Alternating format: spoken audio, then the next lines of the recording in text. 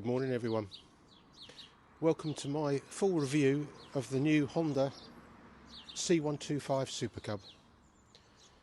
I'm not going to mess about. I'm going to get my crash helmet on and we'll go for a spin. And I'll tell you what I think.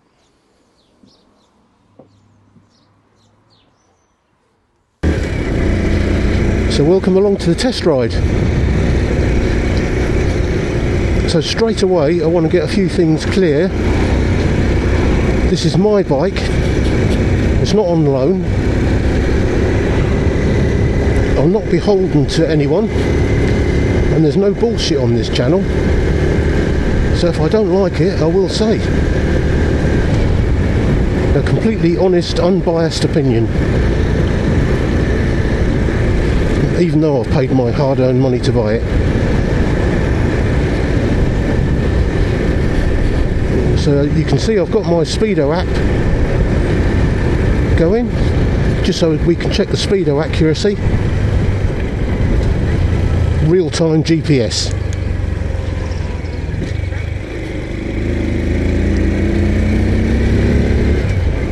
So as we go through this urban area, what's it like through town? Well, it's obviously perfect. It's what it's meant for, really, I suppose. It's so slim, lightweight. You can slide through gaps in traffic so easily. It's actually a joy to ride through town. The gear change is slick. You can't stall it because it's semi-automatic. So it's like a twist and go, really, except you've got to shift gears. So it's sort of the best of both worlds, really.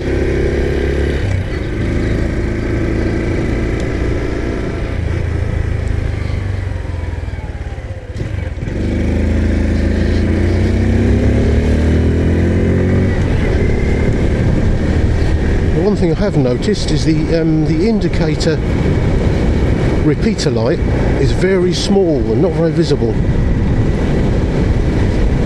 So I have, on a couple of occasions, left the indicators going. I've not realised.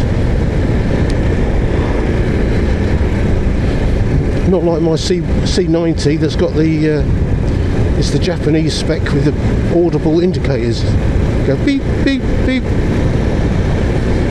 That's actually a really good idea.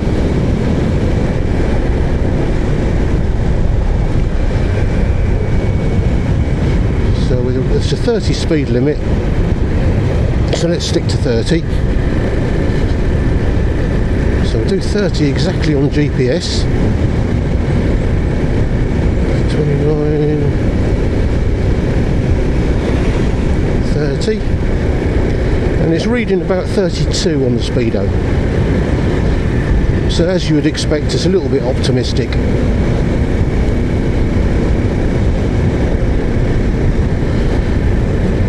So what about the basics? The riding position. For me, I'm just an average sized guy, 5'8". It's perfect. Absolutely perfect. The foot peg to handlebar relationship is spot on. It's got a fairly tall seat height. It's nearly 31 inches. 780mm. So you've got quite a bit of leg room. Even if you're a 6-footer, you'd be comfortable on this. The seat is sculptured and extremely comfortable, although you are restricted a little bit in that you can't slide back. But it is such a comfortable little perch.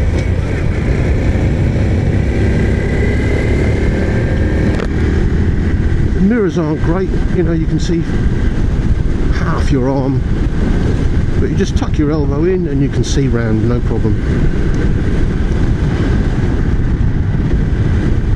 You know, mirrors are never great, are they? But the bigger oblong ones would obviously be better, but they wouldn't look right. Not on a retro classic like this. So the engine's warmed up a bit now. I'll just give it a bit of a squirt down this straight bit.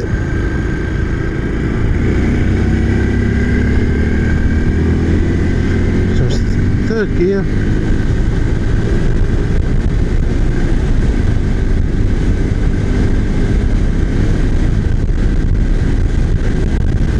Fourth gear. It does an indicator 60 quite easily.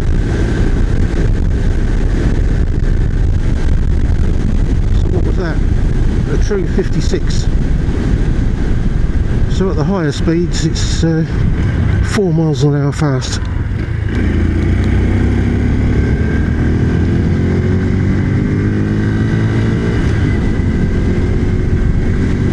Keeps up with traffic, no problem.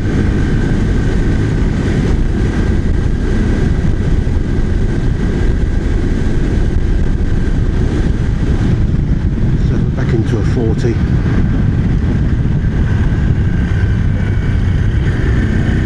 The handling is beautiful. It's like a little race bike.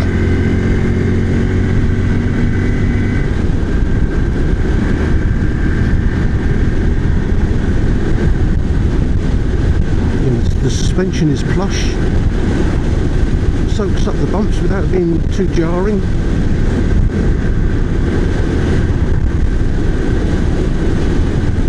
Yeah, the steering is, you know, precision steering through the roundabouts, no problem.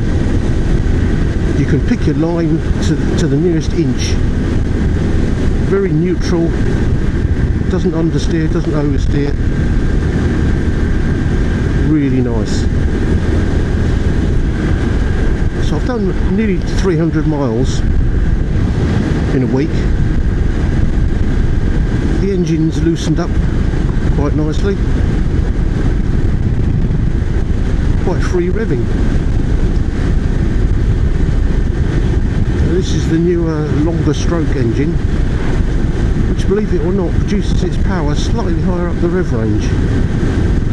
And it is slightly higher power than the old first generation engine. And it's smoother as well. There are virtually no vibrations. At 45 you get a very slight tingle,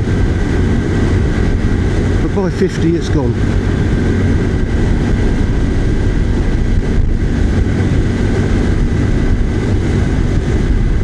So for sort of A-road cruising like this, see, we're doing an indicated 50, 46 on the GPS. But it'll cruise all day at this speed. Smooth, quiet, lovely.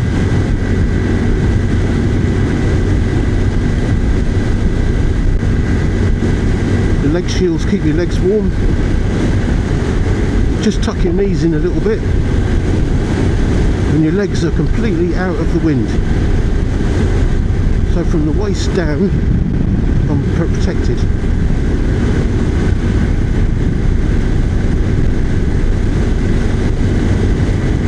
And if you keep your feet tucked in on the engine, even your feet stay warm.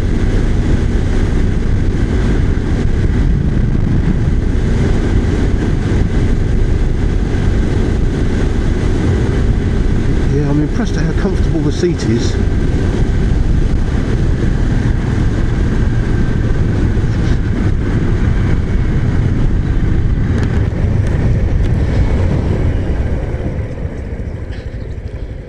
So I've stopped in 4th gear, 1 press and you're in neutral.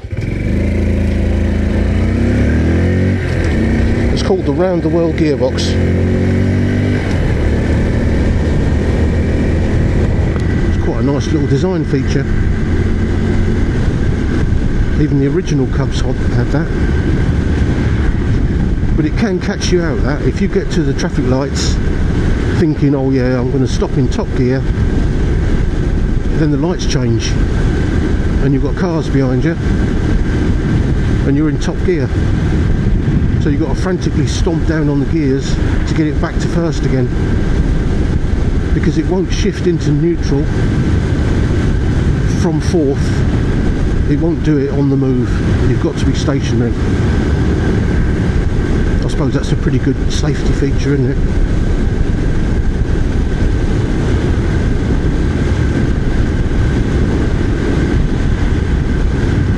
find a nice little spot to do a walk round, I think.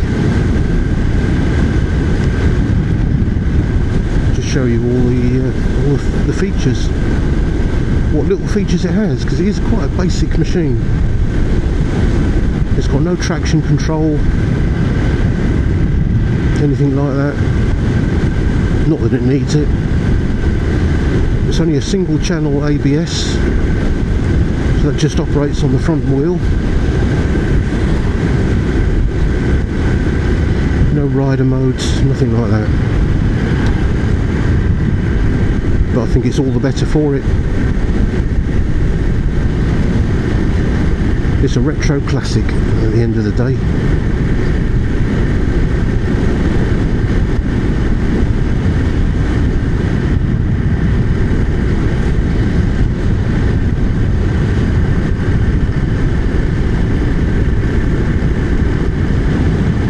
So while we're on a quiet bit of road, I think I'll just test the brakes.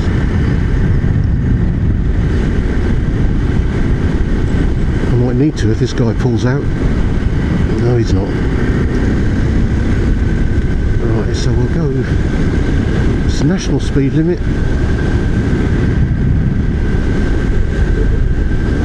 Take it up to 40.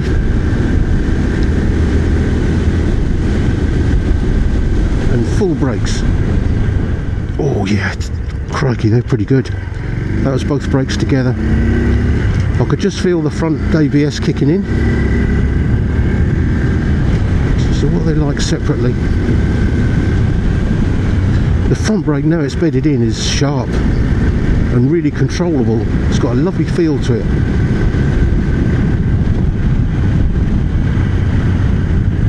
Even the back brake's not bad.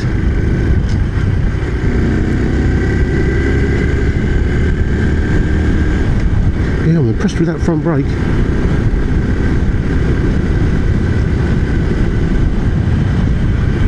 So one little negative I've discovered is at low speeds, when you go on and off the throttle, it's a little bit jerky. Very slight. It's not, the fueling isn't quite perfect, but it's pretty bloody good. That's really being nitpicky.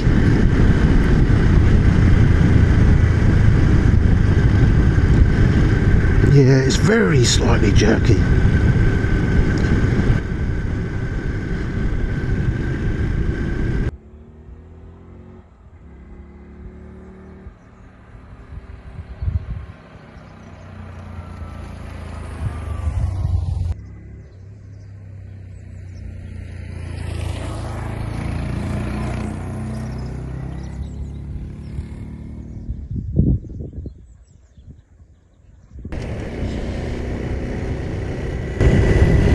So we'll find a nice little quiet spot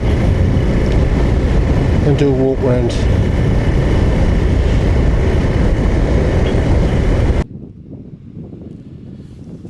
So what about this for a walk around spot?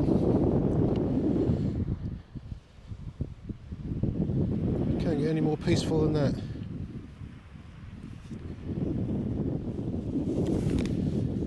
So I think you'll agree it's a beautiful little machine. Really nice in this pearl blue.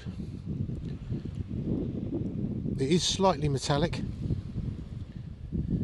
The red seats contrast with the red badges. I'm not a massive fan of the red seats, but that's a matter of opinion, obviously.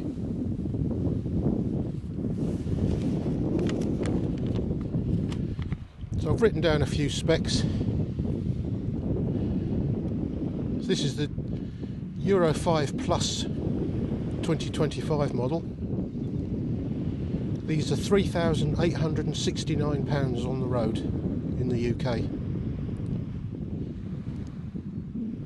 Curb weight 111 kilos. Seat height, as I mentioned on the test ride, is quite a tall 31 inches.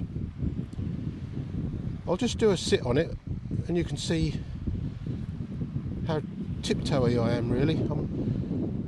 I've only got short legs, I've only got a 29-inch inside leg, and this is a 31-inch seat height, so it makes it a little bit awkward for me to get on and off without putting my foot through that gap, because I find that really awkward as well.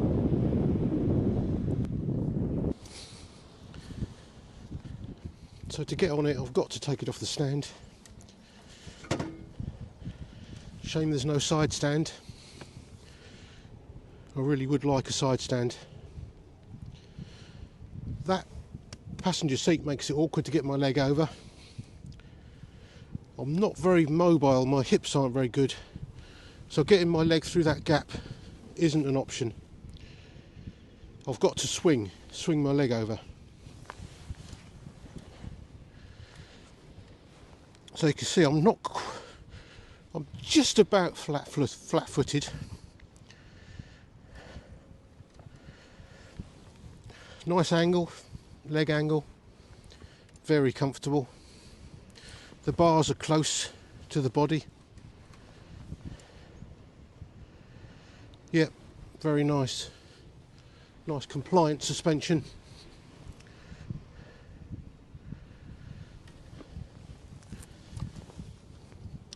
Yep, I wish it had a side stand though.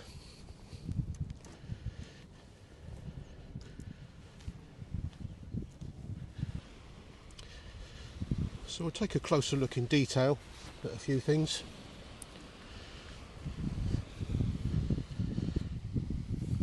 The front brake lever is just a standard lever, no span adjustment. Control wise, well, it's got a starter button. This side, dip and high beam, horn, flashers, push to reset. Can't get much more simple than that, can you? So it's keyless ignition. Push, it'll beep. Turn.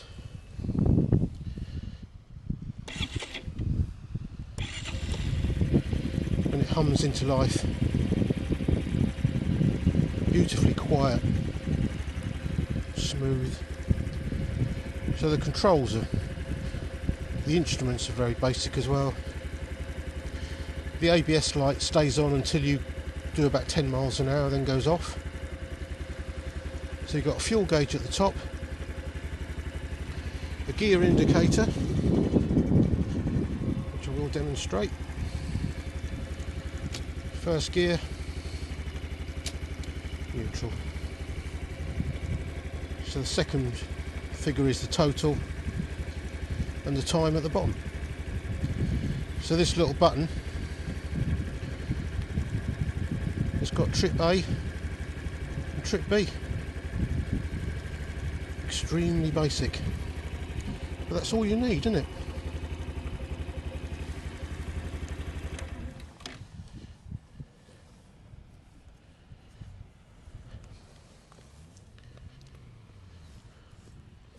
LED lights all round, they're actually really good. The tyres are IRC, 17-inch tubeless,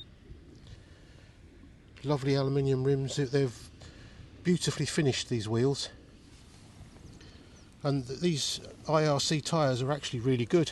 They're grippy, good in the wet.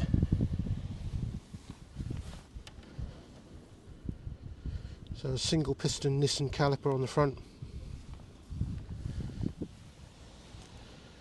So we've got the second generation engine, which is identifiable by the oil filter down there, rather than just relying on a filter screen.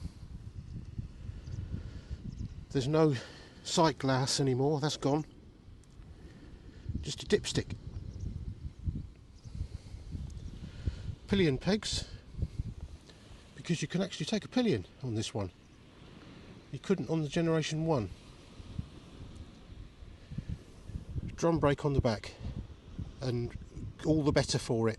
I'm not a fan of disc brakes on the back. This works really well, simple and easy to maintain. Uprated suspension on this one as well from the Series 1. Those shocks are really good. non-adjustable, same as the forks, but the damping and spring rate is really good. Look how nice that rear light is, the style of that retro rear light is lovely. The fit and finish is outstanding, it really is. Beautifully put together, and the quality of the finish. You know, I owned one of these when they first came out. I had it for 4 years, did 18,000 miles in all weathers, and the wheels were still perfect. They're really nice, these wheels, and the paint in general, you know, it's really well finished. All the panel gaps are perfect.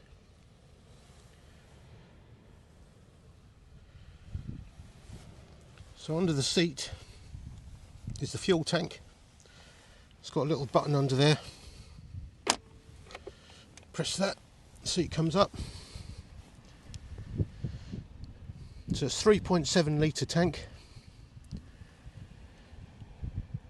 It's good for 100 miles, 100 mile tank range.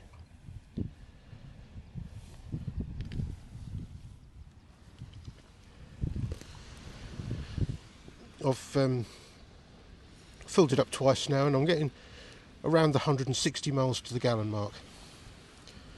So you press that little button there, that gives you access to this side panel. There's no extra storage in there, a very basic toolkit.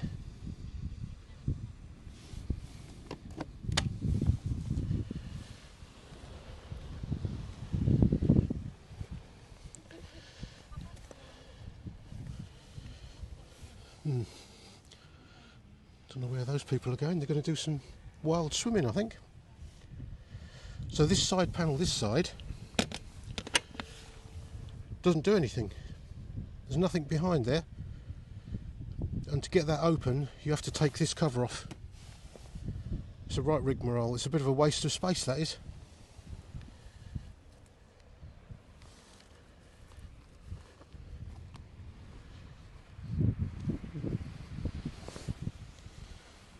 So there we have it. That is one beautiful little motorcycle, I think.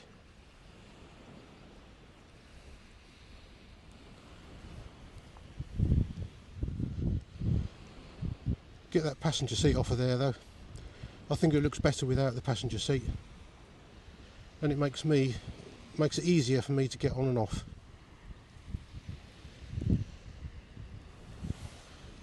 Right, let's get back on it, ride it some more, and I'll give you my final thoughts. Right, say goodbye to this little spot. It's one of my favourite places actually. It's a bit of a no-go in the summer because it's a nudist beach and it's a pervert's paradise, but in the winter it belongs to me. Look at that, beautiful place.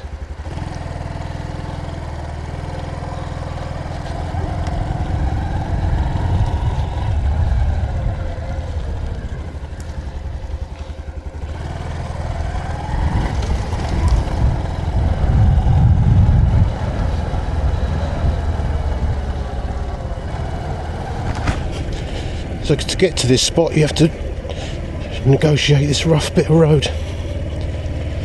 And it really is rough, it's got rougher and rougher.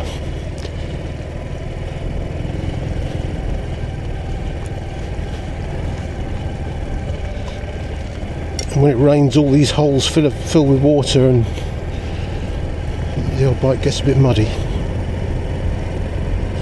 So if you look back through my video playlist you'll see I did a wild camp on there, on that beach in the middle of winter. God, that was cold and frosty, wow. But I did it and I really enjoyed it.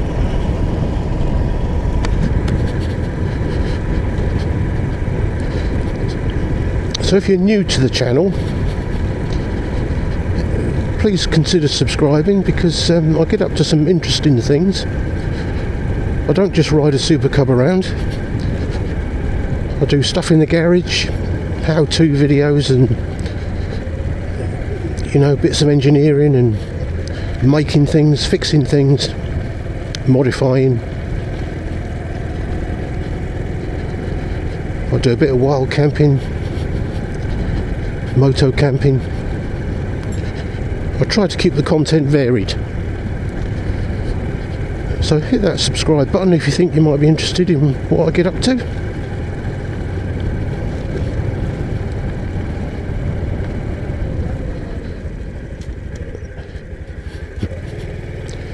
Really rough and horrible here. Don't want to get my pristine Supercub dirty, do I? Because I'm a little bit of a clean freak.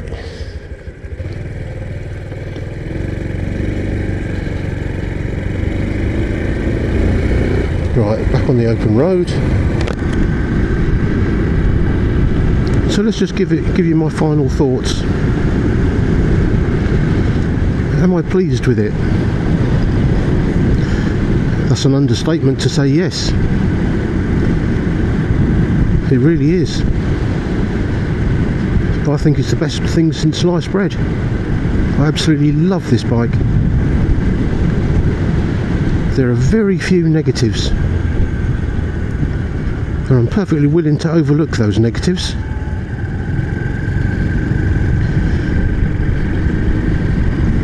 So the very, very slightly snatchy, I'm not going to call it snatchy because it's not that bad, very slightly jerky when you go on and off the throttle at sort of 30 mile an hour, but you very quickly get used to that, and it disappears from your mind, if you know what I mean.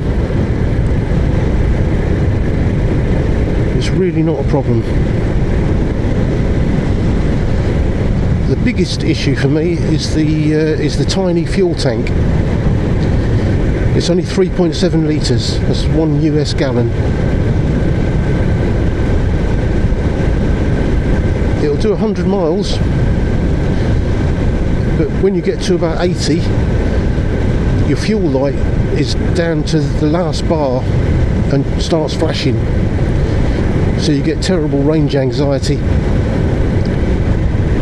So by 80 miles you're thinking, oh crap, I'm going to run out of fuel, when in reality you've still got a litre left.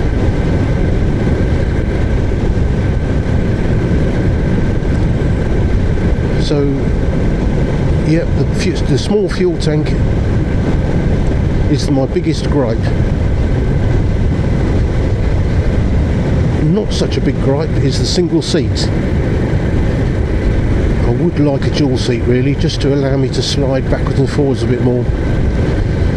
But having said that, this seat is wide and super comfortable. It's just that you're stuck in that one position. You can slide around a little bit, but not much. The new engine, second generation engine, with its slightly longer stroke and slightly more power, is a peach. It's an absolute jewel of an engine, it really is.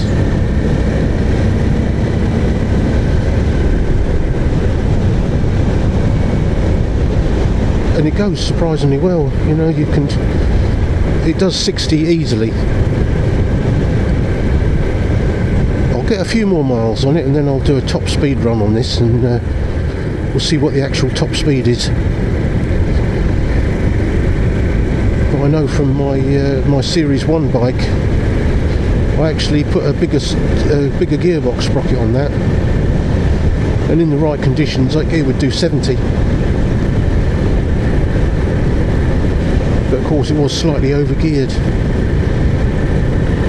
I'm not going to do that with this one. I'm going to leave the gearing standard,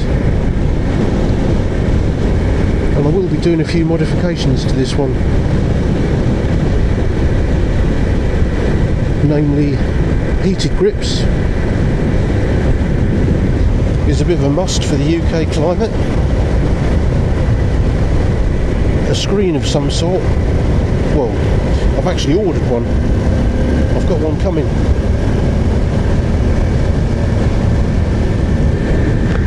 It's an Ashai from We Bike Japan. It's not a tall screen, it's only about yay big, but it's quite sleek and shaped to fit this front. Quite aerodynamic. I did have one on my other bike and it was brilliant. Really impressed with it. So I've got one of those coming.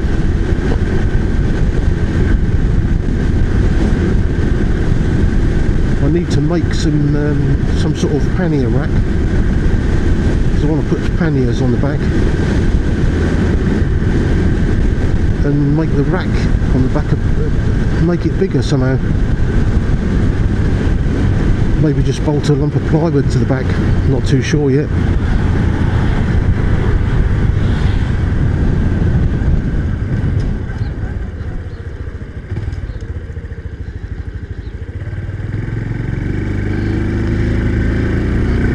But yeah, final thoughts are, what a superb little machine.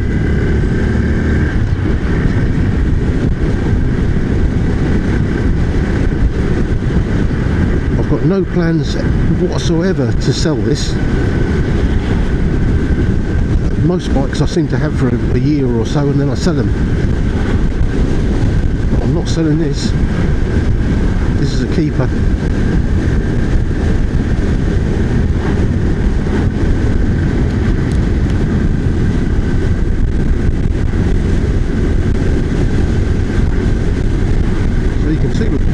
Keeping up with traffic quite easily, doing an indicated 53, 54, so it's a true 50. We're going up a slight hill into a headwind and it does it easily.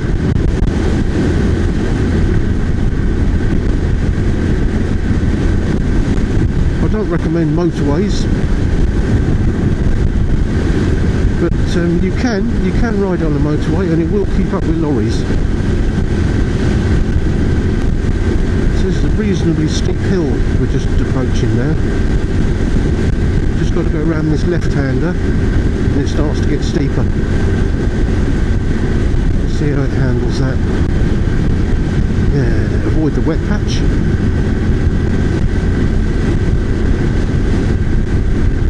So I'm still in top gear. About 46 mile an hour.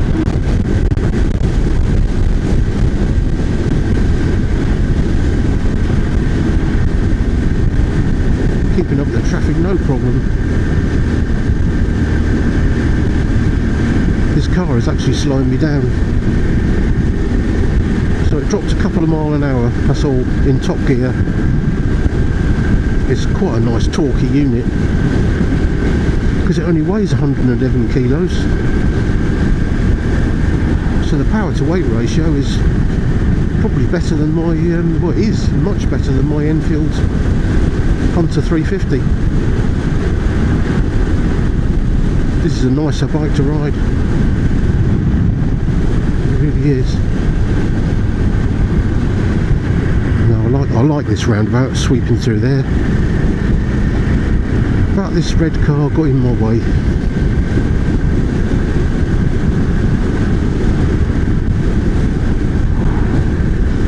So I don't really know what else I can tell you about the bike. And it is a motorcycle, it's not a scooter. Honda officially class it as an underbone motorcycle.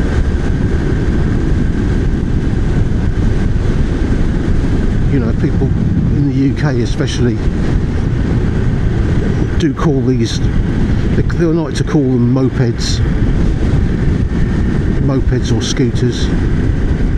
Well, it's neither, it is a motorcycle.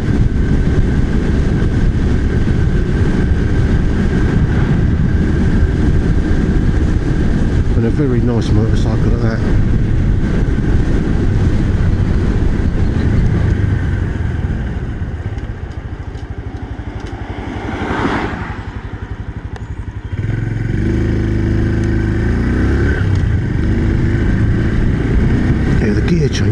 crisp as anything.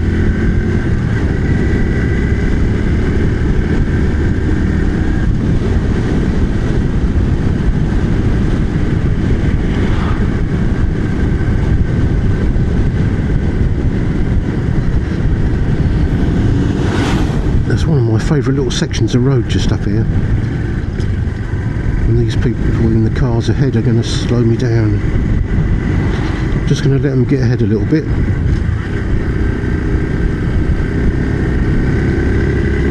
Alright, let's go.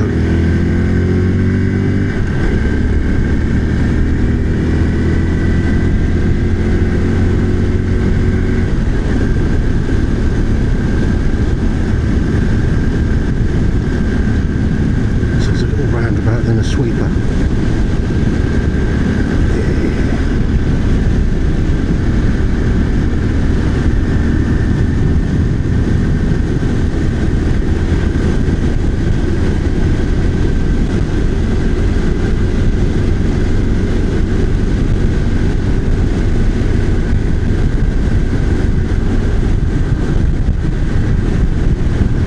So we've caught Mr. Red Car up again.